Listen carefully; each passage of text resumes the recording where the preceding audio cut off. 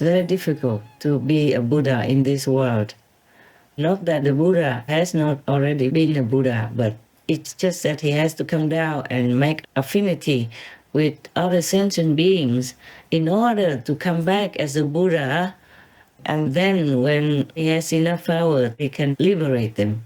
That's why some masters go back and forth from nirvana back to the earth, and then back to nirvana again, and suffer a lot, untold suffering, but nobody can see, not much. Whatever you can see, if you think you can see a master or Buddha suffer, that's just the tip of the iceberg only. There's nothing much you can see, because most things happen inside, in the spiritual realm, and outside just very little. We did not hear much of the Buddha suffering. We hear only some, like he had to eat horse feed for 3 months because of the disciples' karma. And he had to lose his toe once because of Devadatta, his ex-disciple. Oh, there's nothing you can imagine that would not happen to a master. That's why in the old times, some masters didn't accept a lot of disciples because they worried about this type of unloyalty, which could harm them.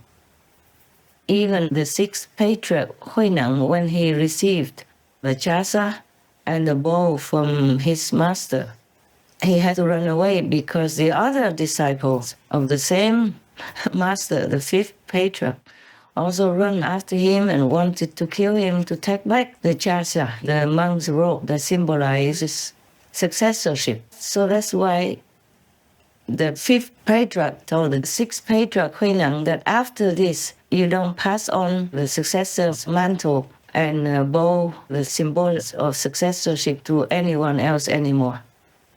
So that we don't have to have this kind of war within the same ashram, within the same master system even, that could kill people.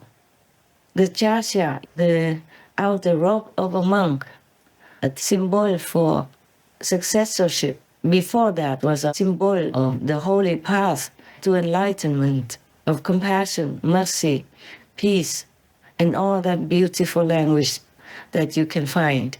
But even then, instead of respecting and obeying the master's order, no, they wanted to run after Huineng and kill him. What kind of monks were they? Can you imagine, So in every system, every lifetime, we have this kind of war among those of the same religious belief, even the same church, the same temple, or same order, or same country even, doesn't matter. Always there's some war like that. But it's not the robe that will make anyone a successor. Because if the master doesn't bless them, whoever takes that robe of successorship, they will never be anything. Just like Devadatta, he got a couple of hundred people following him, maybe 200 more or less. Maybe these people never even heard of the Buddha, that's why they didn't follow the Buddha. Or maybe they were so thick, they couldn't understand what the Buddha's teaching was. And they just judged him from the outside. He looked like Devadatta, just wearing monk's robes, and even had less strict principles for his monks than Devadatta. Devadatta tried all kinds of things just to win, to make more asceticism prevalent within his group, so that people would think, oh, this man is more holy, more strict, because the Buddha still cares for this and that. Buddha cares for nothing. What for will he care for anything when he already left his richness, luxury, and future kingdom? What for would the Buddha still want it? Even if he did, he could go back to his kingdom and his father would give him everything. But no, he only visited his father sometimes to teach him something. And when his father died, he had to do the filial duty of the son. How humble he was. But then when he looked outside, because inside they didn't have any holy experience. That's why. It's not like everybody who goes to the same teacher will get the same enlightenment, the same level of attainment. No. Some are even still at the devil's level because that's why they came there. Just to make trouble for the teacher, for the master. Just like Devadatta or Judah in Christianity under Lord Jesus.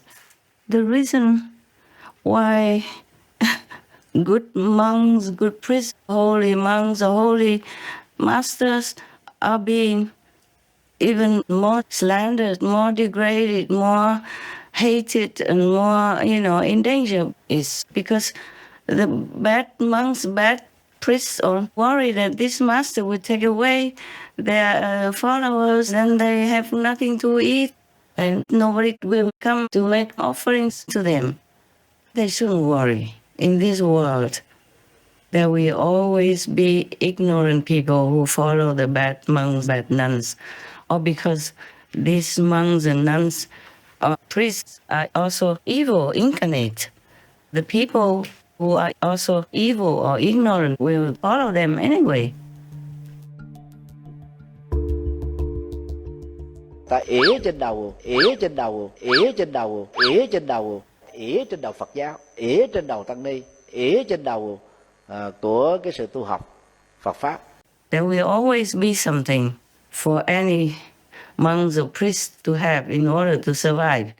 It's just that you shouldn't ask for extraordinary things or more richness or luxury. Then you always will survive. You shouldn't worry about that.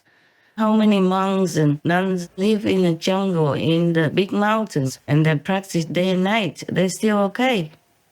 And also, not only that, but the bad monks, priests, and other normal people also maybe are being possessed by demons, so they couldn't know the real thing anymore.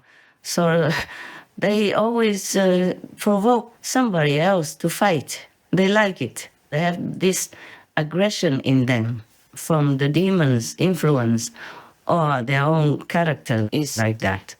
And others may be more quiet, but they don't like the famous holy monks or masters because they make them feel small. Not that the masters go and fight with them or do anything to them. They don't even know them, but they just, slander from afar or in absence, behind their backs or anything, and just spread all bad things about them because they feel small, they feel inferior, they feel worried that these holy masters or good monks will make it clear, obvious that they themselves are bad, So they worry about these holy monks. And that's why they hate them and they do all kinds of things in order to eliminate them or make them tattered and to confuse the faithful who want to find the real master for enlightenment and liberation. That is the thing. So being famous, holy, doesn't guarantee you at all to be, better off than a fake master or bad monks and nuns or anything. It's just whatever you can do to help others to elevate themselves and to be liberated by God's grace and to go back home to the real kingdom, to the real house, then you just do it. That's all. And Lord Jesus knew that he was going to be crucified. He still went down to the cruel world and tried to help. You see, that's why so many people have been elevated into sainthood in his lifetime, and his influence, his teaching still continues until this day. Billions of people follow Lord Jesus. I mean, even if they're not truly sincere, they respect him and follow him, and they know that his teaching is correct, even if they are not strong enough to follow. Same with the Buddha, even though the Buddha is no longer here in this physical level, billions of people follow the Buddha's teaching. They try at least. Some do follow and become morally fit. The saints even, or at least good monks and nuns are good followers. So it doesn't matter. In this world, everything is so dangerous, especially if you're famous and beloved by a lot of people, then you need to watch out all the time. Even then, you never know if you're safe. It's just human nature that they're jealous.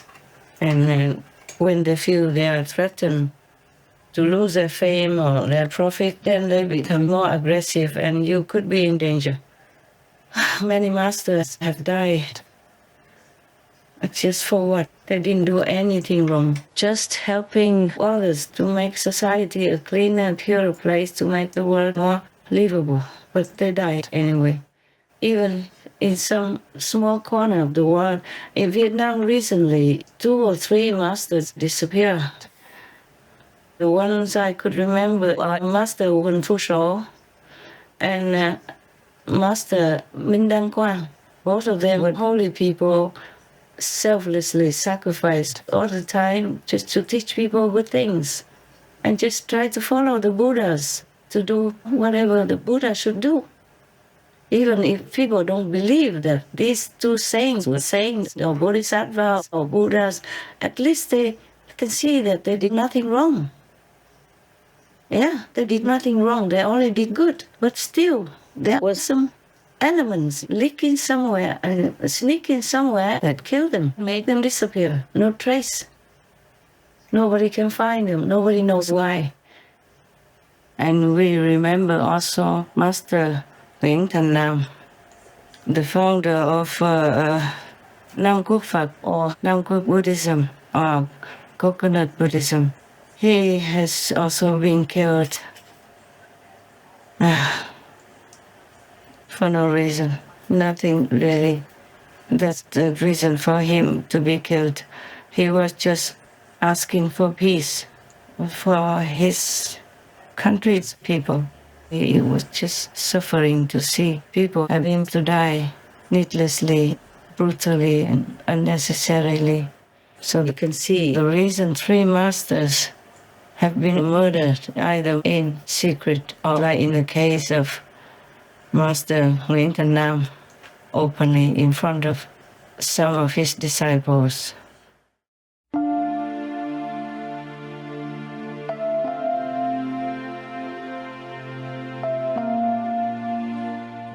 Sở dĩ ông tặng trái dừa cho Tổng thống Mỹ là vì khi nhìn kỹ trái dừa, bạn sẽ thấy một biểu tượng hòa bình nằm ở trên đó.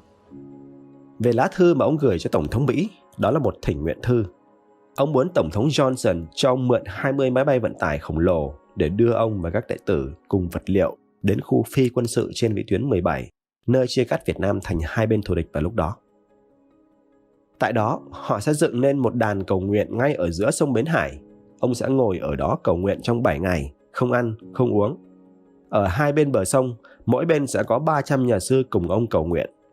Ông đảm bảo với Tổng thống Lyndon Johnson rằng kế hoạch này sẽ mang lại hòa bình cho Việt Nam. Không ai biết bức thư có đến được tay Tổng thống Johnson hay không, nhưng ai cũng biết rằng ông Đậu Dừa chưa bao giờ từ bỏ ước mơ mang đến hòa bình cho Việt Nam. Theo báo pháp luật, sau năm ông Đậu Dừa không được chính quyền cho phép hành đạo nữa.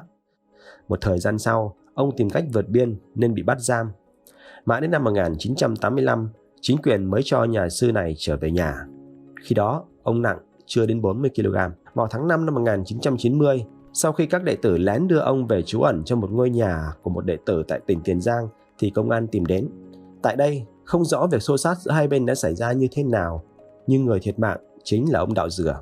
Sau vụ án mạng, Tòa án Nhân dân tỉnh Bến Tre đã xét xử các đệ tử của ông Đậu Dừa về tội chống người thi hành công vụ với những bản án nặng nề. Những chi tiết về vụ án này cũng như cái chết của ông Đậu Dừa không được báo chí nhà nước phổ biến. Sau này, John Steinberg viết trong hồi ký của mình: lần cuối cùng tôi gặp ông Đậu Dừa, chúng tôi đã không nói lời tạm biệt. Lúc đó, ông ấy quẹt một giọt nước mắt hiếm hoi trên mắt của mình, nhưng rồi lại mỉm cười. Rồi ông đưa tay chỉ đến bầu trời, nơi ông sống. That should scare everyone who is truly doing good things or loving the world people and trying to protect them or help them to liberate their souls with the true, sacred and noble teaching.